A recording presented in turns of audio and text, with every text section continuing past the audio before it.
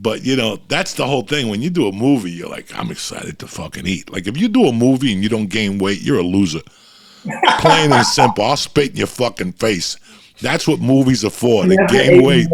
I never ate more than, and it's funny because like, you know, you have crafty and then there's lunch and then there's all kinds of different things. And then I remember, I forgot what we were doing, but we were at base camp. You remember this day? It was like me, you, Magaro, somebody else was there. And it was taking so long and you ordered us pizza. It was tremendous. You got us pizza while we were at base camp. I was like, all I'm fucking doing is eating right now, bro. Oh my God. We got some pizza from Brooklyn. That guy used to fall asleep. There's a guy in Brooklyn that has a pizza parlor. I don't know what his fucking name is. He's an old Italian guy. And the guy from the Green Book was the guy that told me about the pizza place. He was going. Yeah, Nick was there. That's right. So yeah, it was me, you, Nick. Aro. There was like some, I think there was like another like a featured extra that was hanging around with us too. And I thought it was Paulie. Was Billy there? I think it was Billy. It might have been Billy. I just remember because we were all just sitting there and then like, out of nowhere it's like, I'm ordering a pie. And I was like, all right, yeah. Fuck yeah. And the one day we ordered gyros and shit with fucking me and Bernthal. We were ordering food. I don't give a fuck. And I was working out. I was eating. I wasn't eating none of the sweet shit. That little truck that they had that you went in with the little Mexicans, that was deadly in there. Them motherfuckers were not fucking around. Their job was to fatten you up. I think I went over there. I shit, probably like 7 times in 1 hour. They're like, "What do you want this time?" I'm like, I gotta stop. I gotta relax. I remember we shot in Brooklyn. I just started walking. I went to Carvel, and I bought fucking those flying saucers, and I gave them to the girls in wardrobe and makeup, and they went fucking nuts. I was giving them reefer and fucking flying saucers. They were so happy. I came back. I would buy a whole thing of flying saucers, eat one, and just give it to them. I think that particular day, I ate it with John Bernthal and me. Walked over to Carvel. It was right down the corner where we shot those last scenes, the bar scenes and all that. Yeah. They had that. And I remember one night we went to eat dinner, and it had to be 2 a.m. And the only thing that was open were those fucking bars where you smoke that shit from. Oh, hookah. The hookah bars. And how many fucking hookah bars are there in Brooklyn? Everybody's smoking a hookah. Get outside and smoke weed, you fucks. Every fucking hookah. I went back to LA going, what the fuck? I forgot about New York that at 2 a.m. there could be 30 people at a bodega.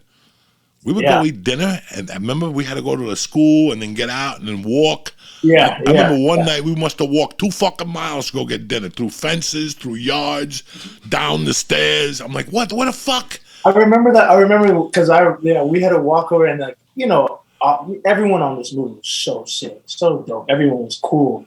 And they were like, oh, you guys want rides or whatever? And I just remember I was like, yeah, I would take one. And Brent was like, nah, we'll walk. And I was like, fuck, I guess we're walking. I was like, all right, here we go. But yeah, I remember those were the days. Like I remember filming and I remember having such a blast, like being a character and like being on set and being around. But it was just being around everybody that kind of made me love this movie even more. Like being a part of it, and making these relationships. I felt like that was kind of, that was what I took away from it the most. I was like, man, this is just unreal. Like, this is my life now. So I think that was kind of one of my favorite things about filming this too. How was the process for you of this film? How long did it take from you finding out about this film to you auditioning for it to you to finally being on the set? Mine was so wild. So at the time, I only had a manager. I had moved to LA.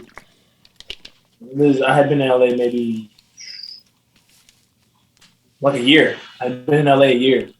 And my manager got the audition and it said Untitled New Jersey Project.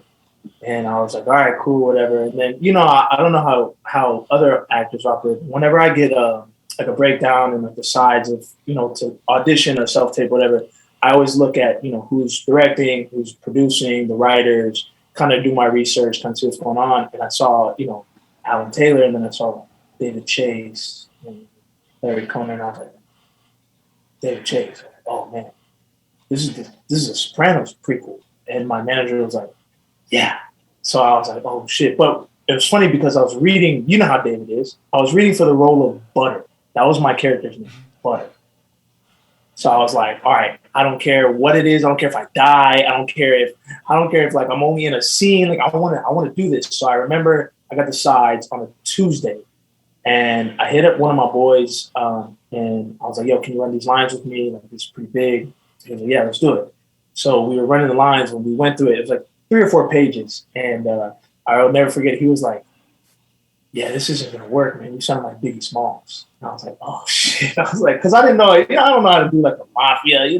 So we watched the pilot that night, and I watched the pilot of Sopranos. I had never seen it before, and I watched the pilot, and I kind of like got a feel for it, and then we ran it again, and my boy was like, yes, do it just like this. So I memorized it. I went in the next day, and they put me on tape because they had sent it to LA to find Butter.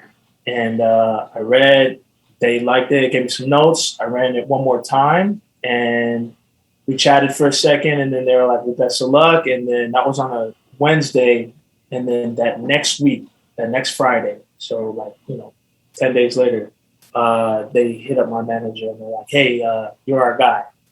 And so we did that, we did a contract, we did everything. And then they were like, also, here's your NDA. You're playing a young version of Big Pussy. And I was like, oh, shit. I was like, this is wild. This is crazy. So it happened so fast. Those 10 days felt like forever. But, I mean, it happened really, really fast. And then they were like, all right, what's your availability for, we want to do the table read. Can you come out in March before we start filming, blah, blah, blah. And it just all happened like boom, boom, boom, boom, boom. So it was pretty wild. It was kind of insane how fast it happened. But the funniest part about all of it was I started watching Sopranos after I got the audition. And I think I was like halfway through like season 1. Maybe I had just finished season 1. And mind you, I'd only been in LA for a year, and I only had a manager. I called my manager. I'm like, hey, there's this guy in the show, Vinny Pastore. I was like, I kind of look like him. I was like, I want you to call him back, and I want you to say if there's a young version of Big Puss, I want to audition. And my manager, Ryan Glasgow, great guy, he's this 50-year-old gay man. He goes, listen, sweetie, calm down. That's not how this works. And I was just like, all right, my bad. I was getting a little too ahead of myself. And then that's why when the news came, we were like ecstatic. He was like, I hope you understand exactly what you're stepping into, because he was a huge Soprano fan as well. And ever since then, it's just been so. Yeah, it was a really dope process. But I mean, I'm excited David had the confidence in me to step into this world.